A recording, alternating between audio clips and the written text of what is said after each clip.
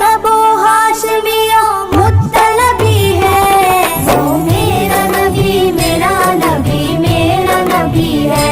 তুমি কইবা ওবা অমুক শায়েক আসছে, ওনার মাহফিলে হাজার হাজার না লাখ লাখ মানুষ। আরে বুকা, আমাদের সুন্নি জামাতের মাহফিলও আছে। যাও ফান্দাউ দরবার শরীফে প্রায় 50 লক্ষের কাছাকাছি মানুষ হয়, ঠিক কিনা? যাও সোনাকান্দা দরবারে 40 থেকে 50 লক্ষ মানুষ আদবের সাথে বসে ওয়াজ শুনে।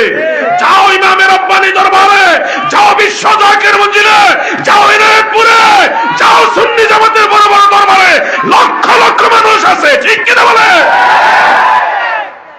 তারা ভাড়া করে লোক নেই, আমরা ভাড়া করে নেওয়ার লাগে না। আজকে মাহফিলে ভাড়া কইরা কারে কারে আনা হয়েছে হাত উঠান। কিন্তু অন্য যারা বড় মাহফিল দেখেছে তাদের ভিডিওতে দেখবেন সিলেট থেকে মাহফিল মানুষ নিচে কক্সবাজারে, ব্রাহ্মণবাড়িয়া থেকে নিচে লাকসাম কুমিল্লা সারা এলাকা থেকে ভাড়া করে মানুষ নিয়ে লোক শোডাউন করে। আরে বাবা, এই ধরনের শোডাউন যদি সুন্নিরা করে তোমরা তো ফলাইবার জায়গাও পাইবা না। আমরা শোডাউনে বিশ্বাসী না, আমরা সত্যিকারে মদিনাওয়ালার ইসলামে বিশ্বাসী। প্রিয় ভাই আমার, বেজার হয়েন না, সত্য কথা কাউকে না কাউকে বলতে হবে। আর যদি সব জেনে শুনো সুন্নি জামাত গ্রহণ না করেন তাহলে এত আমাদের মনে কষ্ট নাই। ইমাম হুসাইন রাদিয়াল্লাহু আনহু তিনি নিঃসন্দেহে জান্নাতের যুবকদের সরদার। সহিহ হাদিসে এটা প্রমাণিত। জান্নাতের যুবকদের সরদার জেনে শুনেও ইমাম হুসাইনের দলে মাত্র 72 জন আর ইয়াজিদের দলে 22,000-এর বেশি। আমি আর আপনি আমরা তো হিসাবের বাইরে, হিসাবের ধারে সাইডেও নাই। যিনি হিসাবের উপরে, ইমাম হুসাইন রাদিয়াল্লাহু আনহু জান্নাতের যুবকদের সরদার। উনি জান্নাতের যুবকদের সরদার, উনি আল্লাহর রাসূলের নাতি, উনি রাসূল পাকের সাহাবী, উনি আহলে বাইতের রাসূলের সদস্য, উনি পাক পাঞ্জাতনের একজন। জেনে শুনে দেখে বুঝে উনার সামনে উপস্থিত থেকেও উনাকে মানে নাই, এরাও তো মুসলমান দাবিদার ছিল, ঠিক কিনা? আপনারা কি সেই 22,000-এর দলে না 72 জনের দলে? বুঝলেন? আমার 22,000 লাগতো না। ইমাম হুসাইন যেদিকে আমরাও এদিকে। এতে লোক বেশি হইলো ওকে, কম হইলো ওকে। আমি ইমাম হুসাইন চাই, আমি জান্নাতি দলে থাকতে চাই, চাই কিনা ভাই? ভাই আমার, বন্ধুরা আমার, কথা কি করো হয়ে যেতেছে নাকি? শুনতে হবে, জানতে হবে।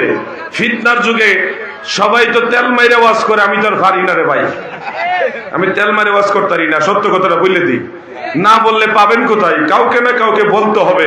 যুবক ভাইয়ের আমার, অনেকেই বলছে আমরা খেলাফত কায়েম করব। ইসলামী খেলাফত কায়েম করবেন যারা বলছেন গো, আপনারা কি ভুলে গেছেন আল্লাহর রাসূল বলেছেন দয়াল নবীর খেলাফত মাত্র 30 বছর থাকবে, এরপরে আসবে মুলকিয়াত। তার মানে আমার নবীজির পর্দা নেওয়ার পরে আবু বকর সিদ্দিক, উমর ফারুক, ওসমান যুন্নুরাইন, শেরে খোদা মাওলা আলী, ইমাম হাসান রাদিয়াল্লাহু আনহুম, এই 5 জনের মাধ্যমে দয়াল নবীজির যে খেলাফতে নবুয়তের 30 বছর কমপ্লিট হয়ে গেছে।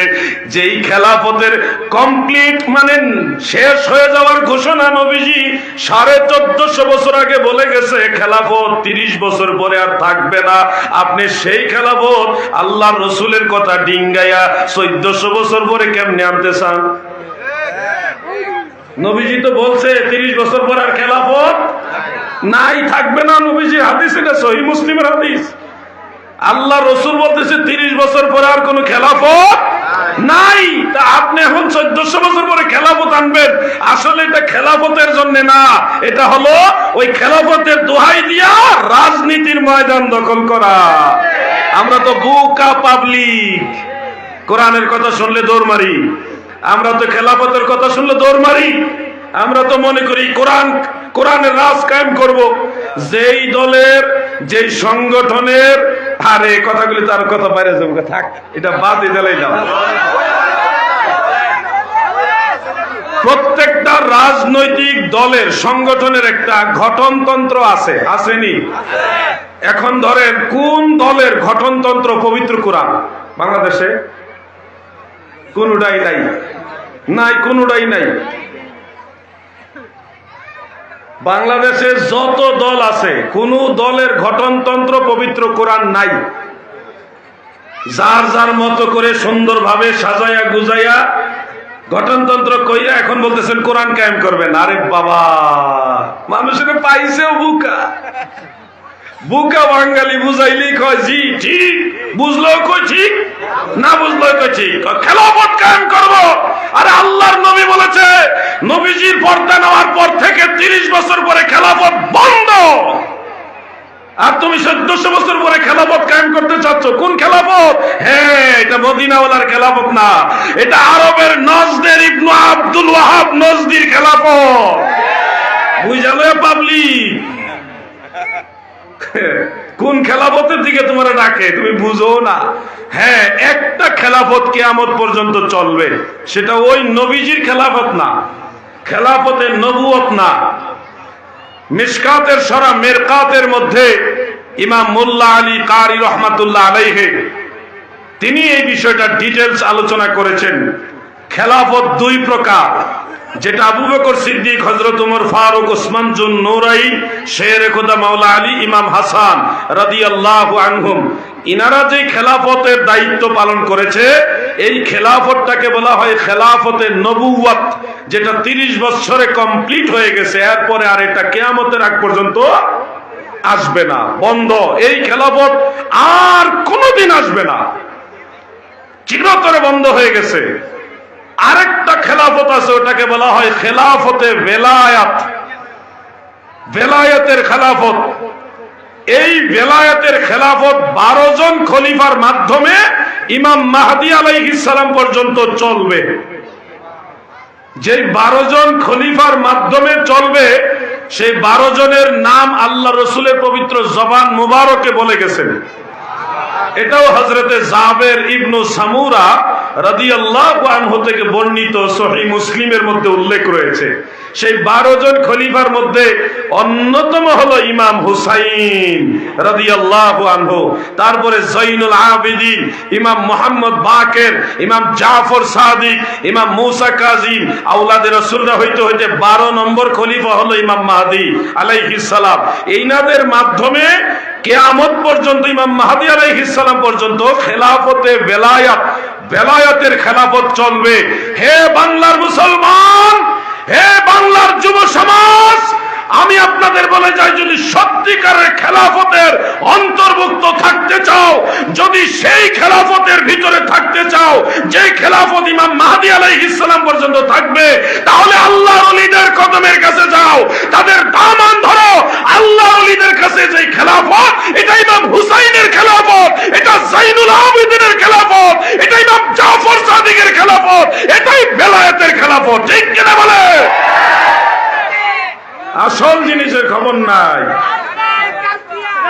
খেয়াল করছেননি? খেয়াল করছেননি?